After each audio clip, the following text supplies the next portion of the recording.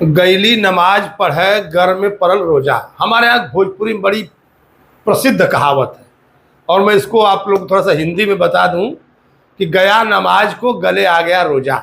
नमस्कार, मैं संजय पांडे और आप देख रहे हैं समाज की बात। शायद हमारे यहाँ के शिक्षा मंत्री हैं धर्मेंद्र प्रधान जी, पनौती उनका पीछा नहीं छोड़ रही है।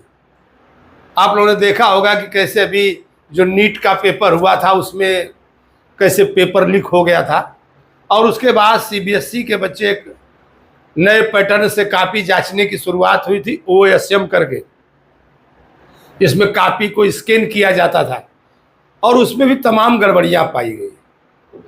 काफ़ी छीछा लेदर हो रही है और उन्होंने अपनी गलती भी मानी, दोनों बातों पर अपनी गलती मानी और देश में बहस का मुद्दा छिड़ा हुआ है कि नहीं, अब की बार जो नीट की परीक्षा होगी तो उसका जो प्रश्न पत्र है वो एरोप्लेन से जाएगा, सेना की जहाज से जाएगा, सेना लेकर के जाएगी, जगह जगह हेलीकॉप्टर से पहुंचाएगी। काफ़ी लोग इस पर सवाल उठा रहे हैं। उनका कहना है कि धर्मेंद्र प्रधान जी हो चाहे मोदी सरकार हो, ये जो लीक हो रहा है, जो पेपर लीक हो रहा है, ये कोई पहुंचाने में तो हुआ नहीं कि नहीं पहुंचाने में रास्ते में कोई ऐसी दिक्कत थी जिसकी वजह से पेपर लीक हो गया। पेपर लीक करवाया किसने और किया किसने? और ये क्या अभी कोई नई बात है? जो समस्या की मूल जड़ है, जब तक आप वहां नहीं जाएंगे तो कुछ नहीं होने वाला है। तो मैं पहले ओएसएम पे बात कर लूं, फिर नीट पे बात करता हूं। तो ओएसएम में था, कई बच्चे निकल करके आए। पहले तो बच्चों का दावा था कि नहीं, हमने कहा तो फिर हमको जो है मना किया गया, या जो एजेंसी थी उन्होंने कहा कि नहीं आप इस तरह की बात मत करिए। तो दरअसल ओएसएम सिस्टम है क्या, पहले मैं अपने सुनने वालों को जरा से ये बता दूं।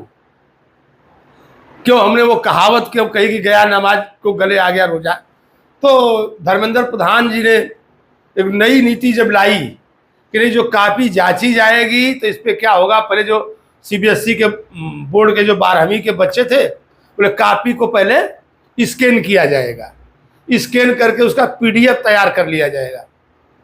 और जब पीडीएफ तैयार कर लिया जाएगा तो किसी भी टीचर को जांचने के लिए पीडीएफ दे दिया जाएगा। टीचर के सामने कॉपी नहीं, कंप्यूटर में उसका फोटो होगा, जो भी आंसर शीट है उसकी जो तस्वीर है वो उनके सामने कंप्यूटर में होगी। वो शायद कहीं भी जांच सकते थे। मान लीजिए अगर पीडीएफ में चला गया तो दिल्ली में बैठा हुआ मुंबई में जांच सकता है, मुंबई की कॉपी मद्रास में जांची जा सकती है। मतलब कहीं पर भी कुछ भी हो सकता है, कहीं की कॉपी कहीं जांची जा सकती है, पीडीएफ में उतार जा। सरकार ने एक नया प्रयोग करना चाहा, लेकिन गए बेचारे अच्छा करने के लिए और हो गया बुरा।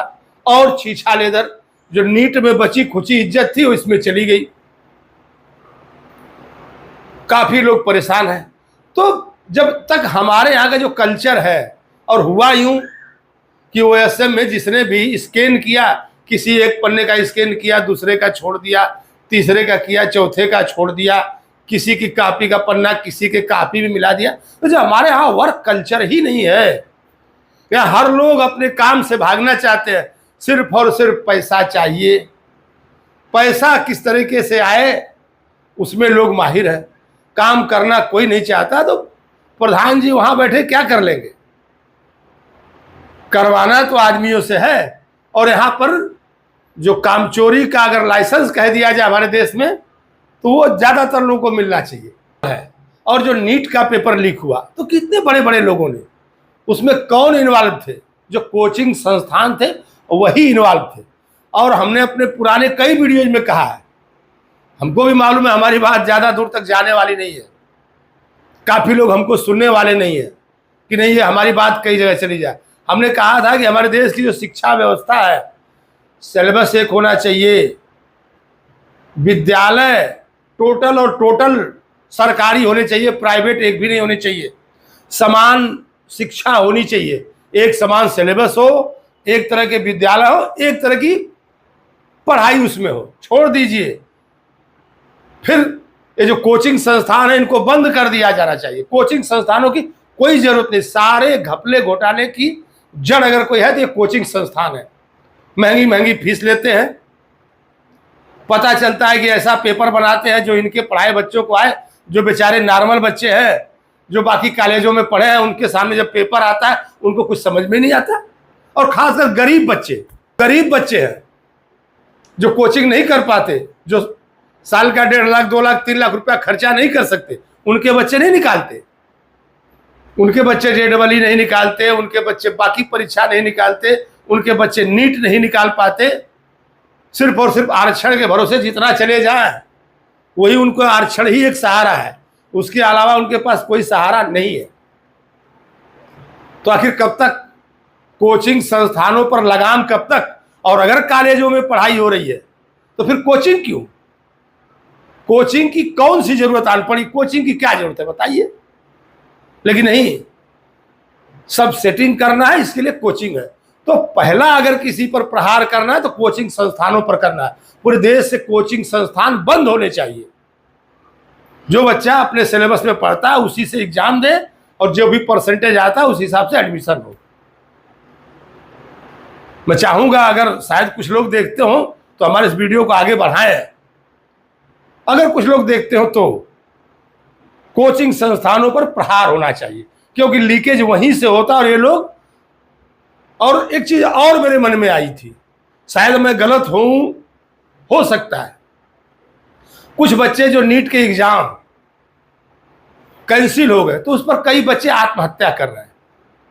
ये बात मेरे जरा सा पल्ले नहीं पड़ी, और वो इसके लिए नहीं पड़ी कि आखिर ठीक है, मान लीजिए एग्जाम कैंसिल हो गया, फिर री एग्जाम की डेट भी आ गई है, री एग्जाम भी होगा, तो बच्चे आत्महत्या क्यों कर रहे हैं? क्या उनके अच्छे नंबर आए होंगे? उनको लगा होगा कि अब की बार पास हो गए थे? कहीं ऐसा तो नहीं कि उसमें कुछ ऐसे भी बच्चे थे जिनको वो पेपर लीक वाली कॉपी मिल गई थी?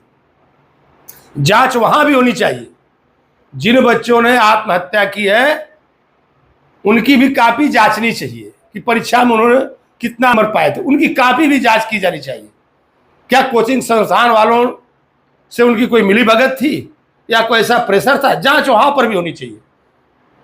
जांच से ऐसे बच्चे भी बचने नहीं चाहिए जिन्होंने आत्महत्या कर ली है। फिर से पेपर होगा, दोबारा देना है 1 महीने में, कौन सी इतनी बड़ी बात थी जो कि वो जान दे रहे हैं? आखिर क्या कोचिंग संस्थान वालों से उनकी कोई मिलीभगत थी? हर जगह जांच होनी चाहिए, हर एंगल से देखा जाना चाहिए। और फिर समाज से जुड़े हुए किसी अन्य मुद्दे पर मैं आपके साथ होऊंगा। तब तक के लिए धन्यवाद।